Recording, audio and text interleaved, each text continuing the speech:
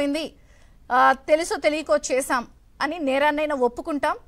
సంజాయిషి ఇచ్చుకుని చేయాల్సిన పనులు ఏమైనా ఉంటే శాంతిలో, సంప్రోక్షణలో, లేకపోతే మహాసంప్రోక్షణలో ఇలా చేసి నిజంగా నిజాయితీగా ఉంటాం. దేవుడి విషయం ఏది నిజంగా జరిగింది లేదా తప్పైపోయిందని తెలిసినప్పుడు ఇది నిజంగా ఎవరైనా సరే కాస్త విచక్షణ ఉన్నాళ్ళు, బుద్ధున్నాళ్ళు చేసే పని. మరి తప్పు చేశామని తెలుసు, అన్న ఆధారాలు బయటకు వచ్చేస్తున్నాయి. పూర్తి స్థాయిలో 300 ఏళ్ల చరిత్ర ఉన్నటువంటి తిరుమల లడ్డు అది కేవలం ఒక సామాన్యమైన లడ్డు కాదు, చాలా ఎమోషన్స్తో కూడుకున్నటువంటి కోట్లాది మంది భక్తుల ఒక నమ్మకం. అటువంటి లడ్డు విషయంలో చాలా కల్తీ జరిగింది. జంతువులు కొవ్వు వాడారు, పంది కొవ్వు, చేప నూనె ఇలాంటివి వాడారని స్పష్టంగా శాంపిల్స్ బయటపడ్డాయి. ఎస్హెచ్ వాల్యూస్ ఇలా ఉండాలని చెప్పి క్లియర్ కట్గా 94 నుంచి 100 మధ్యలో ఉండాల్సిన ఆ వాల్యూస్ కూడా 19, 20 ఉన్నాయని చెప్పి శాంపిల్స్ విషయంలో క్రిస్టల్ క్లియర్గా అన్నీ కనిపిస్తున్నాయి మనకి. సో మనం చూడొచ్చు ఆ వాల్యూస్ కూడా ఎంత స్పష్టంగా foreign materials suspected adulteration as per ISO 1768 అని క్లియర్గా కనిపిస్తున్నాయి. So palm oil and beef టాలో, lord ఇలా క్లియర్ కట్గా యానిమల్ ఫ్యాట్ అన్నీ స్పష్టంగా శాంపిల్స్ చెప్పేశాయి. ఇలా జరిగింది. లేదా అతి తక్కువకే ఒక 1200 రూపాయల కేజీ ఉండాల్సిన నెయ్యి 320 రూపాయలు, 380 రూపాయలకి, మరి అది ఏమన్నా క్రూడ్ ఆయిల్ ఏమో మరి దాన్ని ఇంత తక్కువకి వాడారు. ఎప్పుడు జరగనటువంటి వ్యవహారం క్లియర్గా జరిగిందని కళ్ళకు కట్టినట్టు అన్ని వ్యవహారాలు కనిపిస్తున్నాయి. అన్ని వేళ్ళు ఆ నలుగురు వైపే చూపిస్తున్నాయి. మాజీ సీఎం జగన్మోహన్ రెడ్డి గారు, వైవి సుబ్బారెడ్డి గారు, అప్పటి ఈవో ధర్మారెడ్డి గారు, అలాగే భూమన కరుణాకర్ రెడ్డి గారు. క్లియర్గా వాళ్ళు చేసినటువంటి జోక్యాలు, వాళ్ళు తీసుకున్నటువంటి నిర్ణయాలు, టెండర్ల ప్రక్రియ, అప్పుడు జరిగినటువంటి సివిల్ వర్క్స్, టీటీడీ వ్యవహారాల్లో జోక్యాలు, వస్తువుల కొనుగోళ్లు, నెయ్యి కొనుగోళ్లు, టెండర్లు, రివర్స్ టెండరింగ్ క్లియర్ కట్గా ప్రతి అంశం బయటకు వస్తోంది. అన్ని వేళ్లు వాళ్ల వైపే చూపిస్తున్నాయి. మరి మనం అనుకున్నట్టు తప్పు జరిగినప్పుడు లెంపలేసుకోవాలి కదా, లేదా తప్పు ఒప్పుకోవాలి. మరి వాళ్ళు ఒప్పుకుంటే జగన్ ఇంకో ఎందుకు అవుతారు, ఇతరులపైకి నెట్టేస్తారు, బుకాయిస్తారు. దేవుడు తోడు, అమ్మ తోడు, అసలు అన్నోళ్ళు రక్తం కక్కుకుని చేస్తారు, లేదా వాళ్ళ మీద ప్రమాణం, వీళ్ళ మీద ప్రమాణం. ఇదంతా కూడా జరుగుతున్న తతంగం. అసలు ఒక్కొక్క అంశం వెలుగు చూస్తూ ఉంటే కోట్లాది మంది భక్తుల ఎమోషన్స్తో వీళ్ళు ఇంత నీచంగా, ఇంత దారుణంగా ఆడుకున్నారా అనేది స్పష్టంగా కనిపిస్తోంది. అయినప్పటికీ కూడా లడ్డూ వ్యవహారం దేశవ్యాప్తంగా ఇంత చర్చను రగిలించింది. 300 ఏళ్ల చరిత్ర కలిగినటువంటి లడ్డూ వ్యవహారంలో ఇట్లా వ్యవహరించారా అని చెప్పి చీ అంటుంటే, మరి నాణ్యత వ్యవహారంలో ఒక ఎమోషన్స్తో ఆడుకున్నప్పుడు ఇప్పటికీ కూడా మరి వాళ్ళు చేస్తున్న పని ఏంటంటే టీటీడీ బోర్డులో బీజేపీ వాళ్లే ఎక్కువ మంది ఉన్నారు అని చెప్పి నిన్న జగన్మోహన్ రెడ్డి గారు 9 పేజీల లేఖని ప్రధాని నరేంద్ర మోదీకి రాశారు. ఎక్కడా కూడా ఆయన మరి నిజంగా నిజాయితీగా ఉంటే సిబిఐ ఎంక్వైరీ డిమాండ్ చేయాలి. ఇప్పటికే చాలామంది వైసీపీ నాయకులు, ఎమ్మెల్సీ బొత్స సత్యనారాయణ లాంటి వాళ్ళు, ఇలా ఇతర నాయకులందరూ కూడా సిబిఐ డిమాండ్ చేస్తున్నారు, ఎంక్వైరీ వేయండి అని. అదేం లేదు, పూర్తి స్థాయిలో ఇదంతా చంద్రబాబు చేశాడు, చంద్రబాబుదే తప్పు.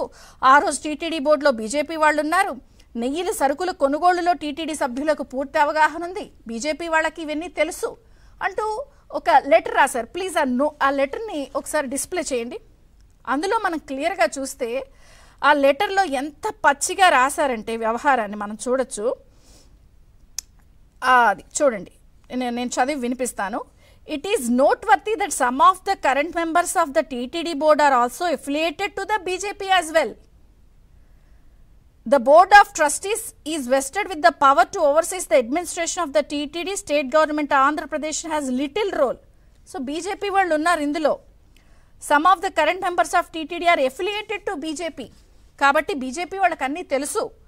సో నెయ్యి సరుకుల కొనుగోళ్లపై సభ్యులకు పూర్తి అవగాహన ఉందంటూ ఏకంగా స్వయంగా బీజేపీ వాళ్ళకి అన్నీ తెలుసు అంటూ ఒక బెదిరింపు ధోరణి అనుకోవాలా, మరి దీన్ని బ్లాక్మెయిల్ అనుకోవాలా? ప్రధానికి సర్వత్రా ఈ రాసిన లేఖపై విస్మయం వ్యక్తమవుతోంది. ఎక్కడా కూడా ఆయన న్యాయ విచారణ కోరలేదు. సో నేను అంటున్నట్టు తప్పు జరుగుతుందని ఇన్ని వేళ్ళు అన్ని వ్యవహారాలు కళ్ళకు కట్టినట్టు చూపిస్తుంటే ఎక్కడా కూడా అసలు ఒప్పుకున్న పరిస్థితి లేదు. ఇంకా పక్కోళ్ళ మీదకి నెట్టేయడం, బుకాయించడం, వాళ్ళకి తెలుసు వీళ్ళకి తెలుసు అంటూ వ్యవహరిస్తున్న తీరు స్పష్టంగా కనిపిస్తుంది. ఇంకొక పక్కన ఇది జరిగే అవకాశం ఉంది, ఎందుకు ఈ స్థాయిలో వ్యవహరిస్తున్నారు? ఆ రోజు కొండపై జరిగినటువంటి ప్రతి వ్యవహారంలో స్వార్థ ప్రయోజనాలున్నాయి, రాజకీయ ప్రయోజనాలున్నాయి. అసలు దాన్ని మానవ మాతృలందరికీ కూడా దూరంగా చేసేసేంత వ్యవహారాలు ఆ రోజు చేశారు అంటూ కూడా కొన్ని వీడియోలు వస్తున్నాయి. వైవి సుబ్బారెడ్డి గారు వీడియో వేయండి. పెట్టావు కదా, 800 2000 చెయ్యి. కోట ఈ పెంచాయన్న ముందు అవి 2000 చెయ్యి. సుప్రభాతం 2000 చెయ్యి. తోమాల సార్ ఇంగ్లీష్ తోమాల ఆల్రెడీ 2000 చేసావు, 2500 చెయ్యి. సో సుప్రభాతం ఇందాక చెప్పాం కదా 2000 సుప్రభాతం. ఓకే, తోమాల 2500 లేకపోతే సార్ 45 minutes కూర్చుంటారు 10,000 చేయొచ్చు. 45 minutes కదా కూర్చున్నది. ఇట్ ఈస్ జస్ట్ లైక్ అభిషేకం. 5000 చేయండి తోమాల. సో చూశారు కదా, పూర్తి స్థాయిలో కమర్షియల్గానే వ్యవహరించారు. అసలు ఎటువంటి విషయాలకి ఒక ప్రామాణికం పాటించలేదు. ఒక కొనుగోలు వ్యవహారాల్లో ప్రామాణికాలు లేవు. ఆఖరికి భక్తులు ఎంతో భక్తితో ఆర్ద్రతతో కొండపైకి వచ్చి సేవలు లేదా చేసుకునే విషయాల్లో 2000 చేయి, 3000 చేయి, 10,000 చేయి, ఇది ఎంతెందుకబ్బా, అంత చేసేయండి, ఇంత చేసేయండి అంటూ కూడా అసలు చూస్తుంటే ఈ వ్యవహారాలన్నీ కొండపై కేవలం తమ ప్రయోజనాలు, స్వార్థ ప్రయోజనాలు, పూర్తి స్థాయిలో రాజకీయ ప్రయోజనాలు, భక్తులకి ఎక్కడా కూడా ఆ శాంక్టిటీ లేకుండా అటు ప్రసాదాల విషయంలో కానీ ఇటు సేవల విషయంలో కానీ వ్యవహరించిన తీరన్నీ కనిపిస్తున్నా కూడా ఇంకా కూడా ప్రస్తుత ప్రభుత్వంపైనే ఇది వాళ్లే కావాలని చేశారు అని చెప్పడాన్ని బుకాయించడం కిందే అందరూ చూస్తున్నారు. అసలు ఇంకొక పక్కన ఇంత అపచారం జరిగిపోయింది, కల్తీనే ఈ దోషం ఇంత స్పష్టంగా కనిపిస్తున్నా కూడా సిట్ దర్యాప్తు విషయం విజిలెన్స్ ప్రశ్నలతో ఆయన ఇప్పుడు ఏదైతే వైవి సుబ్బారెడ్డి గారు ఉన్నారో ఆయన ఉక్కిరిబిక్కిరైపోయి అసలు తనకు అది వర్తించదని చెప్పేస్తున్నారు.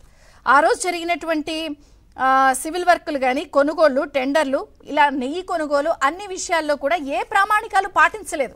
ఆ ప్రామాణికాల విషయంలోనే ఇప్పుడు మనం సేవల విషయంలోనూ చూసాం. అలాగే అనేక విషయాల్లో కూడా విజిలెన్స్ వేస్తే ప్రశ్నలు అసలు ఈ విచారణకు చట్టబద్ధత లేదంటూ ఆయన కొట్టిపారేస్తున్నారు. కానీ భవిష్యత్ ఆయనకు స్పష్టంగా క్లారిటీగా కనిపిస్తోంది. మరొక పక్కన లడ్డు అపచారంపై రాష్ట్ర ప్రభుత్వం, చంద్రబాబు గారు, ఏపీ సీఎం చాలా సీరియస్గా రియాక్ట్ అయ్యారు. ఐజీ స్థాయి అధికారి నేతృత్వంలో బృందం ఏర్పాటు చేసి సిట్ దర్యాప్తుకు ఆదేశించారు. ఇంకొక పక్కన జనసేన అధినేత పవన్ కళ్యాణ్ గారు, డిప్యూటీ సీఎం ఆయన కూడా ప్రాయశ్చిత్త దీక్ష 11 రోజుల పాటు చేపట్టారు. సో ఎంతో మంది మనోభావాలతో ఉందని ఆయన సీరియస్ అవడం జరిగింది. చాలా సూటి ప్రశ్నలు మాజీ సీఎం జగన్ గారికి సంధించారు. చర్చకు అపవిత్రం జరిగితే ఊరుకుంటారా అని. మొత్తానికైతే సంప్రోక్షణ శుద్ధి కార్యక్రమాలు, నేడు ఆలయంలో శాంతి హోమం జరుగుతున్నాయి. అన్నీ క్లియర్గా కనిపిస్తున్న ఈ బుకాయింపులను ఎలా చూడాలి? ఈ స్థాయిలో లడ్డూని భ్రష్టు పట్టించి మహాపాతకానికి పాల్పడిన వాళ్ళకి శిక్ష ఏంటి? ఈ సిట్ దర్యాప్తు అన్ని బయటకు వస్తాయా? ఇంకా బుకాయింపు ధోరణిలో ఇవన్నీ కూడా బీజేపీ వాళ్ళకి తెలుసు అంటూ